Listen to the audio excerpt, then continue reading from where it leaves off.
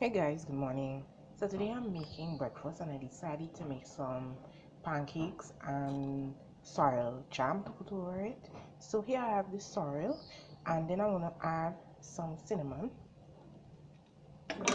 one bay leaf, piece of ginger, and about